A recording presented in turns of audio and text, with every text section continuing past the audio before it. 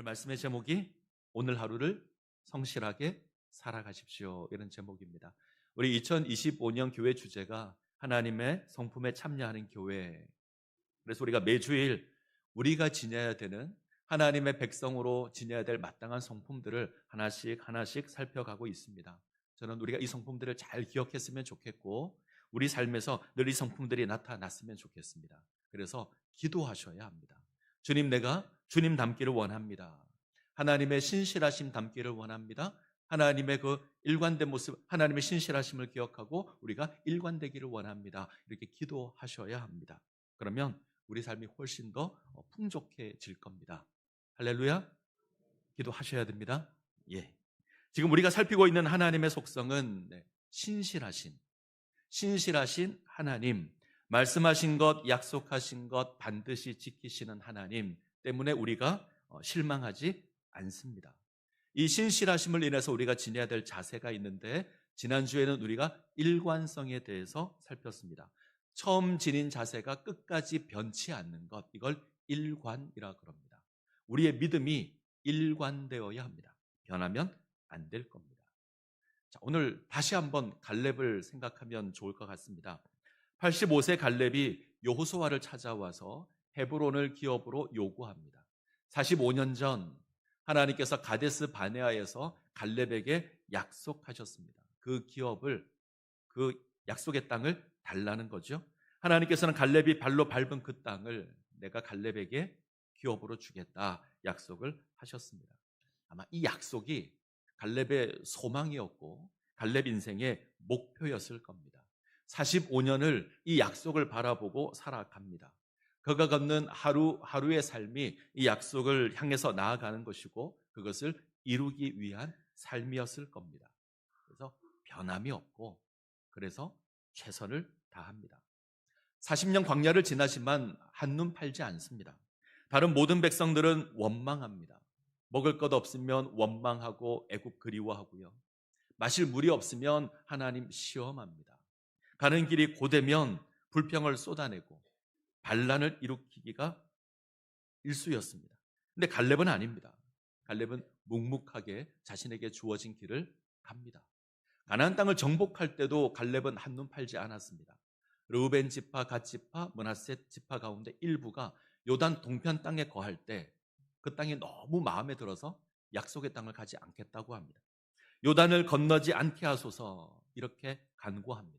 그 땅 굳이 안 들어가겠다는 거죠.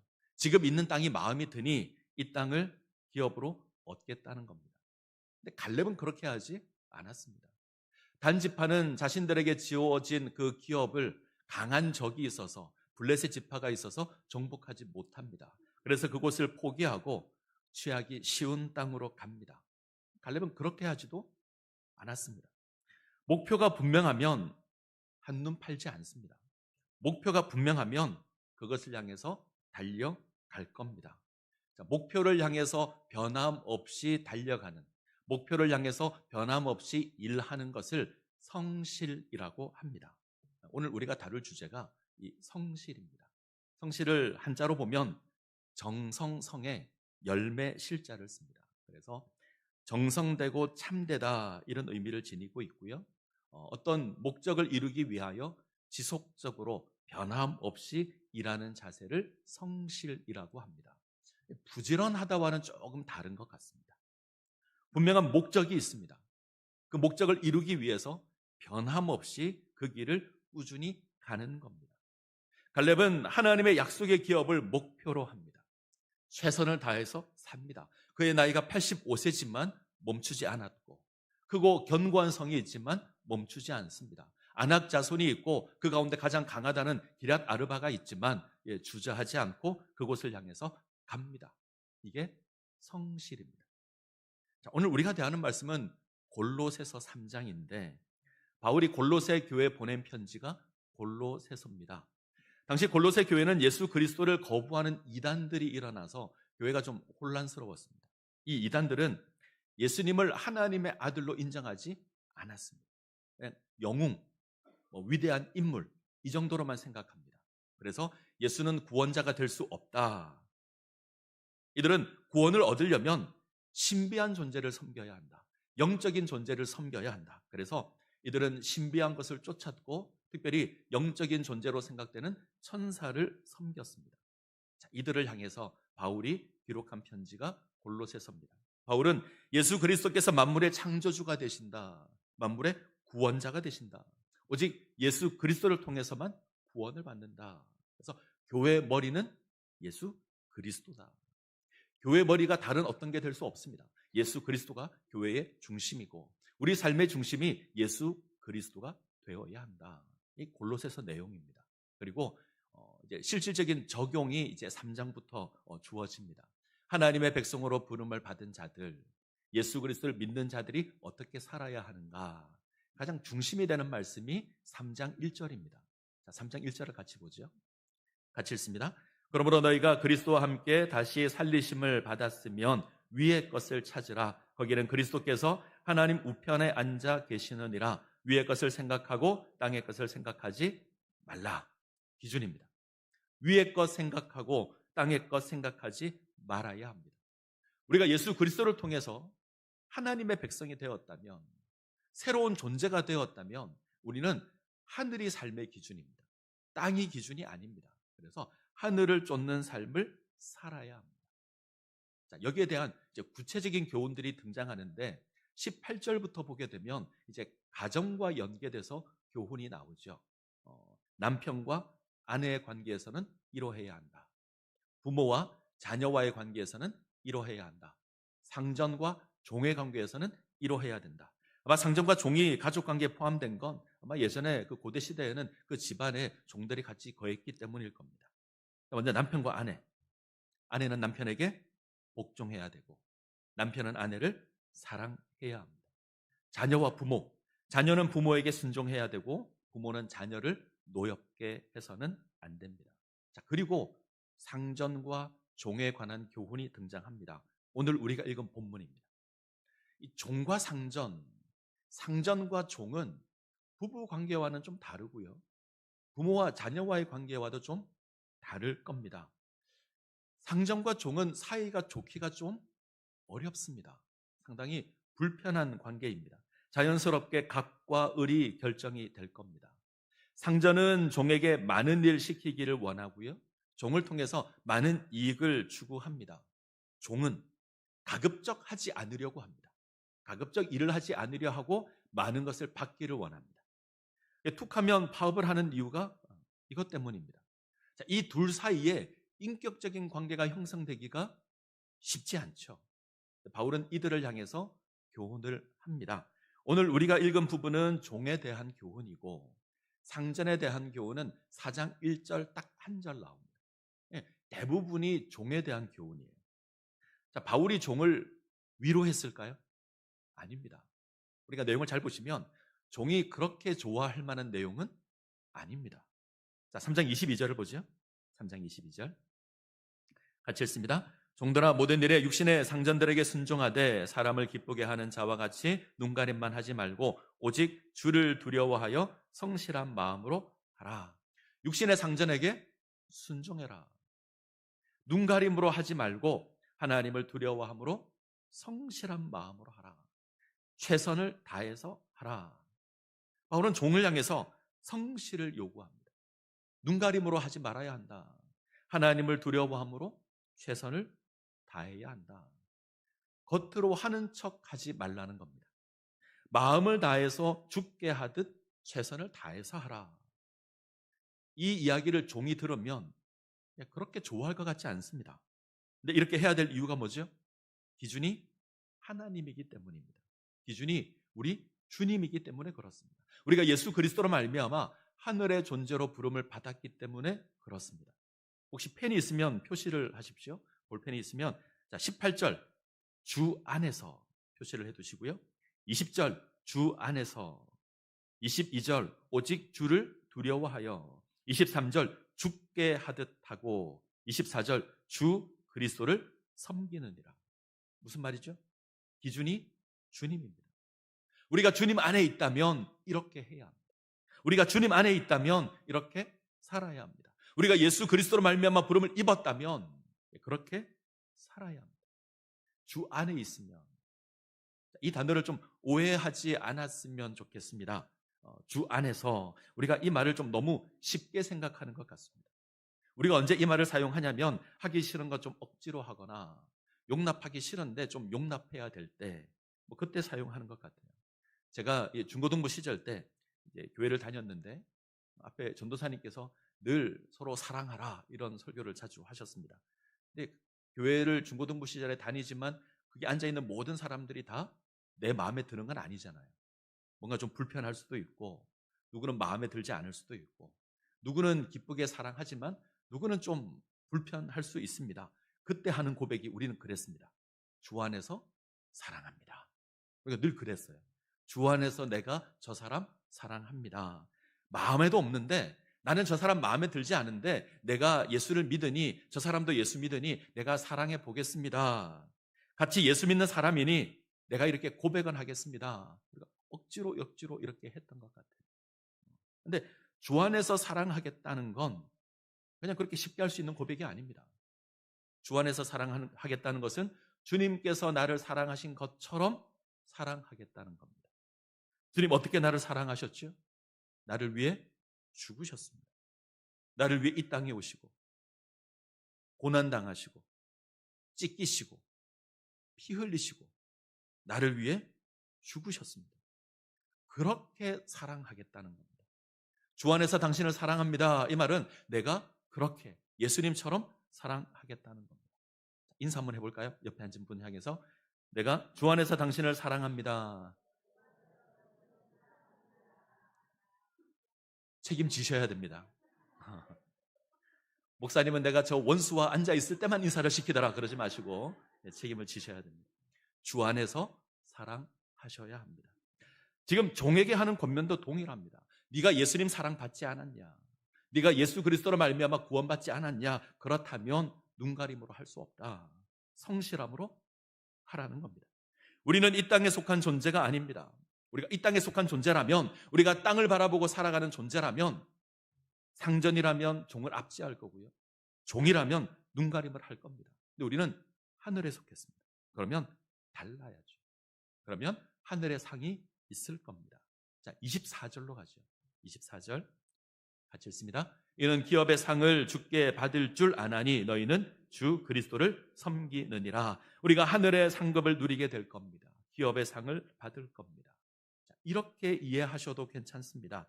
마지막 심판 때가 있고 하나님의 심판의 날이 있고 하나님께서 우리가 행한 것을 보고 하나님께서 판결하실 것이다. 우리가 성실하게 열심히 했으면 상을 받고 그러지 않았으면 심판을 받을 거다. 이렇게 충분히 이해할 수 있습니다. 우리가 달란트 비유를 압니다. 주인이 멀리 가면서 종들에게 달란트를 맡기죠. 어떤 종에게 5달란트, 어떤 종에게 2달란트, 어떤 종에게는 1달란트를 맡깁니다. 돌아와서 결산을 하잖아요. 이윤을 남겼으면 상을 주고 남기지 않았으면 책망을 했습니다. 악하고 게으른 종아, 이런 책망을 했습니다. 자, 물론 우리가 그렇게 해석할 수 있는데 조금 다르게 생각해도 좋을 것 같습니다. 자, 갈렙이 하나님께 순종했을 때 약속의 기업을 누렸습니다. 이때 갈렙이 순종한 건 하나님께서 신실하신 하나님이셨기 때문입니다. 약속하신 것 지키시는 신실하신 하나님이셔서 갈렙이 그 하나님 의지했습니다. 사실 갈렙이 헤브론을 정복한 게 아니죠. 하나님께서 정복하게 하신 겁니다. 신실하신 하나님께서 갈렙에게 헤브론을 주셨습니다. 그 하나님께서 우리를 하나님의 백성으로 불렀습니다. 신실하신 하나님께서 우리를 하나님의 백성으로 불렀습니다. 예수님을 우리가 압니다. 그는 우리를 구원하는 일에 있어서 정성을 다했고 참된 모습으로 사역을 하셨습니다. 예수님 성실하게 당신에게 주어진 사명을 감당하셨습니다. 하늘 보자 버리셨고 이 땅에 임하십니다. 십자가 지시고 갈보리 언덕을 오르십니다. 찢기시고 피 흘리시고 수치를 당하십니다. 그리고 죽습니다. 예수님 이 모든 일에 정성을 다하셨습니다. 참되게 하셨습니다. 성실하게 이 사명 감당했습니다. 그래서 우리가 이 자리에 있습니다. 그렇다면 우리도 성실해야죠. 우리 주님 성실하시다면 우리도 성실해야 합니다. 자, 한 가지 묻겠습니다. 성실의 반대말이 뭘까요? 불성실? 안성실? 그거 말고 게으름입니다. 게으름이 성실의 반대말입니다. 우리는 하지 않거나 느린 것을 게으름이라고 생각합니다. 저 사람 게으른 사람이다. 저는 이런 평가를 받는 사람을 인정한 적이 없습니다. 신뢰를 해본 적도 없습니다. 이 무능의 상징이 게으름입니다. 게으름은 해야 마땅한 일을 하지 않는 겁니다. 좀 성경적인 의미로 해석을 하면 일하지 않고 누리려는 게 게으름입니다. 수고하지 않고 열매를 거두려는 것이 게으름입니다. 오늘 골로새서를 참고하면 눈가림으로 하는 겁니다. 제대로 하지 않고 어물쩍 넘어가면서 대가를 거두려는 것이 게으름입니다. 하나님의 창조 질서는 열심히 일한 자가 결실을 얻습니다. 그런데 게으름은 이 창조 질서를 거역하는 겁니다. 일하지 않고 누려보겠다. 결국 이 사람은 아무것도 얻지 못할 겁니다. 우리 신앙의 선조들이 신앙생활을 위협하는 7가지 죄를 정했습니다. 그리고 그것을 경계했는데 그 7가지 죄 가운데 게으름이 있습니다. 게으름은 죄입니다. 하나님의 창조 질서를 거역하는 죄가 게으름입니다. 우리는 성실해야 합니다. 이 성실과 게으름 생각하면 우리가 아는 이야기가 하나 있죠. 개미와 배짱이 이야기. 이솝 우화 가운데 등장합니다. 개미는 겨울을 대비해서 따뜻한 계절에 열심히 일을 합니다. 그런데 배짱이는 놉니다. 노래를 부르고 놉니다. 먹을 것이 없는 겨울이 오자 배짱이는 굶주림에 시달리게 되고 개미를 찾아가서 음식을 구걸합니다. 이솝이 예수님을 알았을까? 아니 성경을 알았을까? 알 수 없지만 성경에 비슷한 이야기가 있습니다. 잠언 6장으로 가겠습니다. 잠언 6장 6절에서 11절. 자, 자막을 보죠. 잠언 6장 6절에서 11절 교독하겠습니다. 6절 제가 읽습니다. 게으른 자여 개미에게 가서 그가 하는 것을 보고 지혜를 얻으라. 개미는 두령도 없고 감독자도 없고 통치자도 없으되 먹을 것을 여름 동안에 예비하며 추수할 때에 양식을 모으느니라. 게으른 자여 내가 어느 때까지 누워 있겠느냐 내가 어느 때에 잠이 깨어 일어나겠느냐 좀 더 자자 좀 더 졸자 손을 모으고 좀 더 누워 있자 하면 내 빈궁이 강도같이 오며 내 곰핍이 군사같이 이르리라. 자, 교훈을 잘 보시죠. 6절에 게으른 자여, 9절에 게으른 자여. 지금 이 교훈은 게으른 자에게 하는 겁니다. 일하지 않고 누려보겠다는 자에게 하는 교훈입니다. 지혜자는 개미에게 가서 보고 지혜를 얻으라고 합니다. 자, 그러면 우리가 개미에게 가서 배울 게 뭔가? 자, 7절, 8절만 볼까요? 잠언 6장 7절, 8절 같이 읽겠습니다. 개미는 두령도 없고 감독자도 없고 통치자도 없으되 먹을 것을 여름 동안에 예비하며 추수 때에 양식을 모으느니라. 한 3가지 정도로 정리를 해보면 첫 번째, 개미는 눈가림으로 일하지 않습니다. 두령도 없고 감독자도 없고 통치자도 없습니다. 감시자가 없습니다. 누가 하라고 시켜서 하는 것도 아닙니다.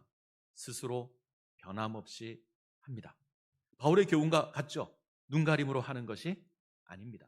시키지 않아도, 감시하지 않아도 스스로 알아서 자기 일을 합니다. 자, 2번째, 지금 일할 때라는 것을 개미는 압니다. 개미는 앞으로의 삶을 준비하죠. 먹을 것을 여름에 예비하고 추수 때 양식을 모읍니다. 이렇게 하는 이유가 있습니다. 먹을 것 구할 수 없는 때가 있다는 것을 압니다.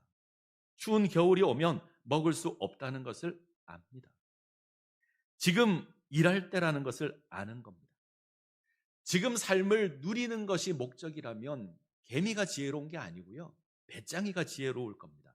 그런데 우리는 개미가 지혜롭다고 합니다. 일할 때를 알아서 그렇습니다. 지금은 먹을 것이 있으니 내가 세상을 즐기자, 놀자, 이건 지혜가 아닙니다. 양식이 없을 겨울이 되면 아무리 열심히 일해도 구할 수 없습니다. 그래서 일할 때를 아는 것, 이것이 필요합니다.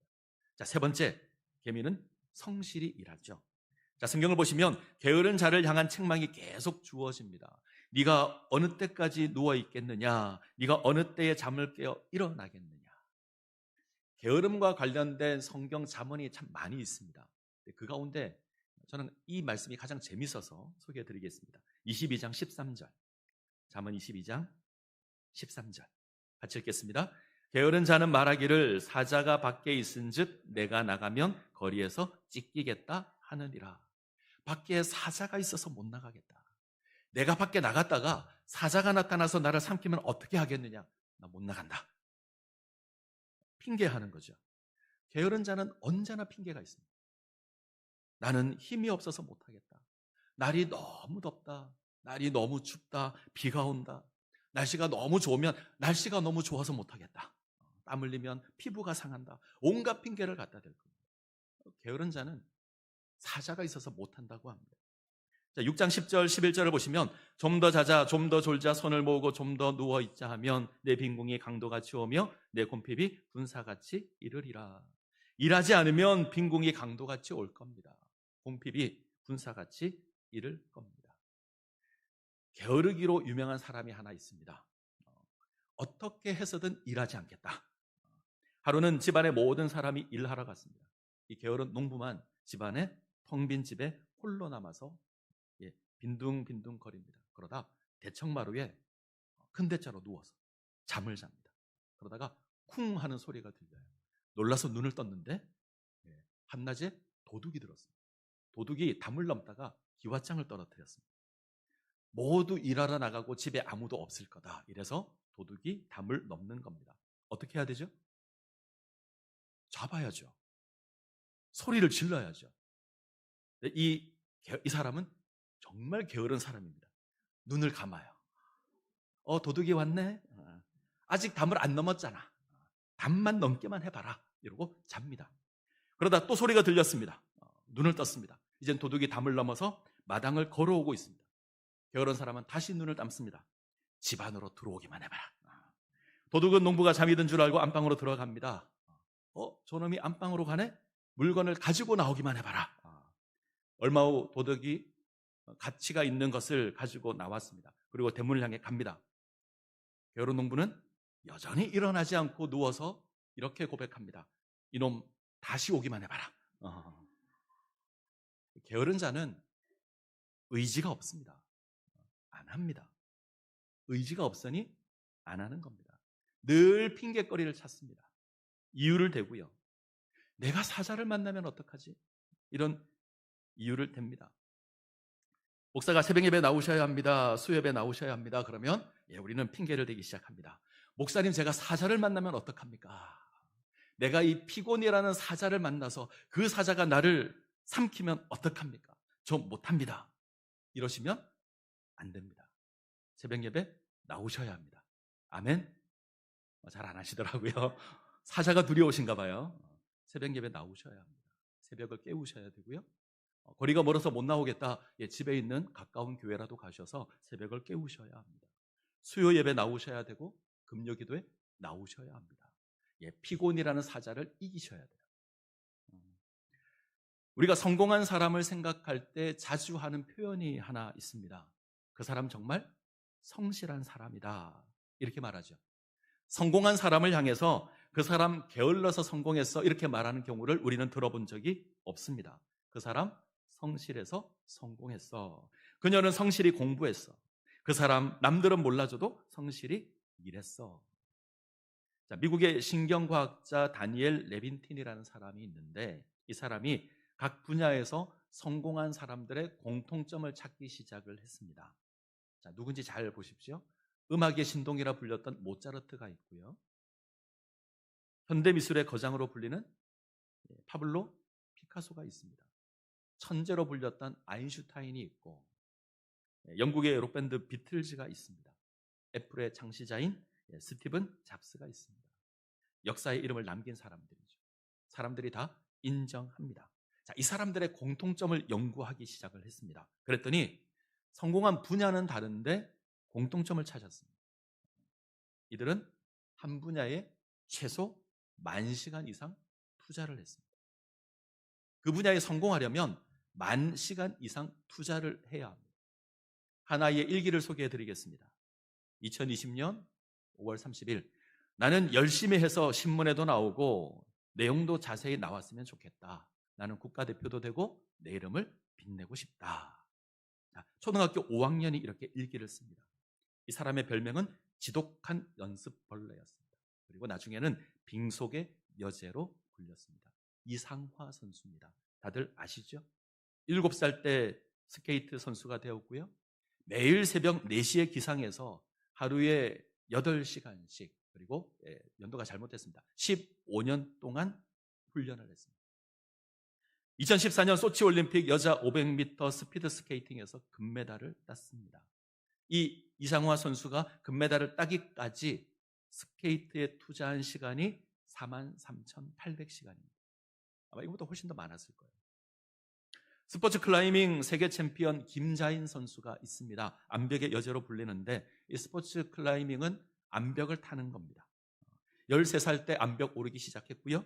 하루에 6시간씩 10년을 훈련합니다. 그랬더니 2010년 월드컵 세계 랭킹 1위가 됐고 2013년 월드컵 랭킹 1위가 되었습니다. 그녀가 2만 시간을 투자했을 때 2010년 1위가 되었고요. 3만 시간 투자했을 때 2013년 1위가 되었습니다. 이 김자인 선수가 이렇게 고백을 했습니다. 지문 검색이 잘 안 돼서 공항 검색대 통과하기가 힘들었어요. 이 클라이밍은 두 발과 두 손으로 버티는 훈련을 합니다. 지문이 사라지는 거죠. 그리고 다음 사진 볼까요? 발가락도 휩니다. 한 분야에 성공하기 위해 필요한 최소한의 시간이 10,000시간입니다. 10,000시간 감이 잘 안 오시죠?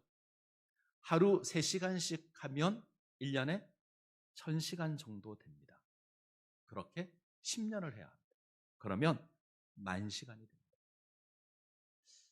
10년이라는 시간이, 이 시간이 필요한데 우리에게는 좀 멀어 보입니다. 어쩌면 멀고도 먼 이야기일 수 있고 때로는 아직 시간이 많았다 생각할 수 있습니다. 그런데 이 10,000시간이 지나야 성공의 여부를 확인할 수 있는 건 아닙니다. 확인할 수 있는 방법이 있는데 딱 하나만 보면 됩니다. 한 단어입니다. 하루. 하루를 어떻게 보냈는지를 보면 이 사람의 인생이 성공할지 실패할지 알 수 있습니다.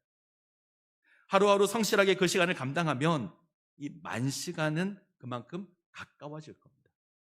하루에 3시간씩 매일매일 하게 되면 그 10,000시간은 점점 나를 향해 가까이 올 겁니다. 반대로 내가 하루를 허비하면 그 시간은 점점 더 뒤로 밀려나게 될 겁니다. 내가 어떤 일에 최선을 다해서 하루하루 열심히 살면 10,000시간을 점점 채워가게 될 겁니다. 그래서 하루가 중요합니다. 내게 주어진 이 하루가 중요합니다. 성실하게 세워가야 합니다. 그래서 오늘 설교 제목이 오늘 하루를 성실하게 살아가십시오. 여러분들의 삶을 성실로 채워가시기 바랍니다. 그러면 여러분들의 인생이 성공할 겁니다. 갈렙은 85세인데도 성실했습니다. 나는 이제 아닙니다 이러지 마시고 갈렙처럼 성실의 삶을 살아가시기를 바랍니다. 자, 특별히 신앙에 있어서 성실하셔야 합니다. 하나님 섬기고 하나님 예배하는 일에 성실하셔야 합니다. 정성을 다하셔야 되고 참되게 하셔야 합니다. 다시 갈렙 이야기를 조금 하죠. 갈렙이 소망한 땅이 어디죠? 이름이 헤브론. 헤브론은 이곳을 성지순례할 때 헤브론 가는 게 좀 쉽지 않습니다. 좀 약간 분쟁 지역 가까이 있어서 좀 어려운데 헤브론은 산지입니다. 농사를 지을 수 없는 땅이에요. 과수원을 하기 적당한 땅이 헤브론입니다. 이게 무슨 말이냐면 엄청난 수고를 해서 얻기에는 그 가치가 별로 없는 땅이 헤브론입니다. 그런데 그곳에 크고 견고한 성이 있고요. 그곳에 안악자손이 있습니다. 안악자손의 우두머리가 거기 있습니다. 원수는, 마귀는 가장 강한 군대를 헤브론에 둡니다. 무슨 의미일까요? 다른 곳은 다 줄 수 있지만 이곳만큼은 줄 수 없다. 이게 마귀의 자세입니다. 왜 그렇게 했을까? 헤브론에 무슨 보물이 있을까? 보물이 있습니다.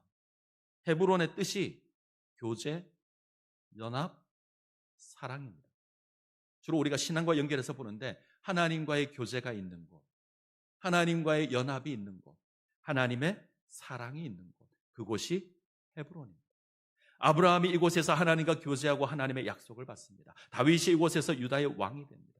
갈렙이 헤브론을 포기하지 않았던 이유가 이것 때문입니다. 헤브론은 하나님과의 교제의 땅이고, 헤브론은 하나님과의 연합의 땅이고, 헤브론은 하나님의 사랑을 경험하는 땅입니다. 원수 마귀가 아낙 자손을 이곳에 배치한 이유가 이것만큼은 넘겨주지 않겠다는 겁니다. 우리는 이 헤브론을 향해서 가야 합니다. 우리가 가야 될 헤브론 어딜까요? 갈보리 언덕의 십자가입니다. 우리는 이곳에서 하나님의 사랑을 경험할 수 있습니다. 우리는 갈보리 언덕 십자가에서 하나님과 교제할 수 있고, 우리는 갈보리 언덕 십자가에서 하나님과 연합할 겁니다. 우리는 매일매일 정성을 다해서 참되게 갈보리를 올라야 합니다. 그것이 신앙입니다. 신앙은 게으름으로 할 수 있는 것이 아닙니다. 성실한 모습으로 우리를 향한 하나님의 그 은혜가 있는 갈보리를 올라야 합니다. 하루하루 매일 갈보리를 올라야 합니다. 그러면 하나님의 놀라운 은혜를 경험하게 될 겁니다. 이 은혜를 누리시기를 간절히 소원합니다.